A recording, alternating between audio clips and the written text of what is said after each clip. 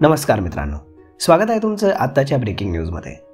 मित्रांनो, इंडिया आघाडीच्या दिल्लीत आयोजित करण्यात आलेल्या बैठकीच्या पार्श्वभूमीवरती उद्धव ठाकरे यांनी आघाडीच्या नेतृत्वाविषयी काही महत्त्वाचे मुद्दे उपस्थित केले।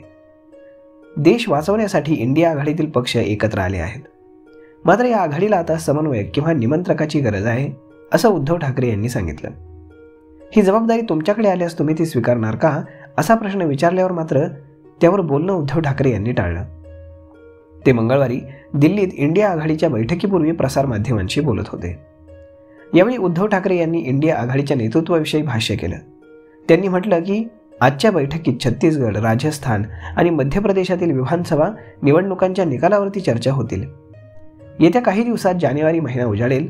हे निवडणुकांचं वर्ष आहे, त्या दृष्टीनं तयारीला लागण्याची गरज आहे। त्या अनुषंगानं आजच्या बैठकीमध्ये आम्ही बाकीच्यांच्या सूचना ऐकून घेऊन आणि त्यावर आमची मतं मांडू।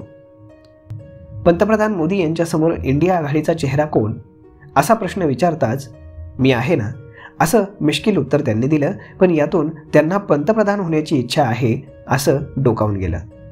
परंतु आता या आघाडीला कोणी एक समन्वयक म्हणा किंवा निमंत्रक म्हणा याची गरज आहे। इंडिया आघाडीतील कोणत्याही नेत्याच्या डोक्यामध्ये नेतृत्व करण्याची हवा नाही।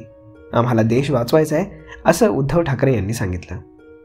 इंडिया आघाडीनं पंतप्रधान पदाचा चेहरा निवडला नाही तरी एका निमंत्रकाची गरज आहे आणि उद्या निमंत्रकच पंतप्रधान होईल असं काही नाही।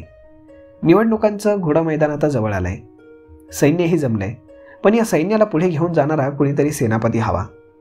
एरवी सगळे नेते आपापल्या राज्यामध्ये बिझी असतात, पण सगळ्यांना एकत्र आणणारी व्यक्ती हवी, असं उद्धव ठाकरे यांनी सांगितलं। यावर पत्रकारांनी त्यांना ही जबाबदारी तुमच्याकडे आली तर स्वीकाराल का, असा प्रश्न त्यांना विचारला। तेव्हा उद्धव ठाकरे यांनी म्हटलं की मी देखील आजच्या बैठकीमध्ये काही नावं सुचवणार आहे, तसेच मी काही हरभऱ्याच्या झाडावर चढणाऱ्यांपैकी नाही।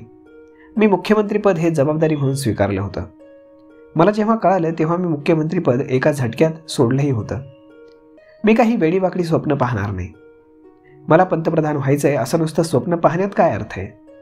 जनतेलाही तुम्ही पंतप्रधान म्हणून हवे आहात का, याचा विचार केला पाहिजे।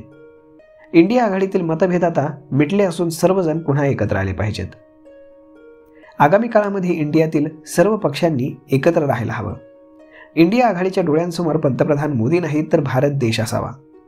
मध्य प्रदेशात शिवराज सिंग चौहान यांना बदललं तसं मोदींनाही बदललं जाऊ शकतं, परंतु हा भाजपचा प्रश्न आहे, असं यावेळी उद्धव ठाकरे यांनी सांगितलं। तर मित्रांनो, एकंदर या सगळ्या गोष्टीतून उद्धव ठाकरे यांना पंतप्रधान होण्याची हौस आहे, एवढं मात्र नक्की। तर मग भेटूयात पुढच्या एका नवीन व्हिडिओमध्ये। तोपर्यंत तुम्हाला काय वाटतं, उद्धव ठाकरे पंतप्रधान होऊ शकतील का? यावर आपलं मत काय हे तुम्ही आम्हाला कमेंट करून सांगायला अजिबात विसरू नका। धन्यवाद।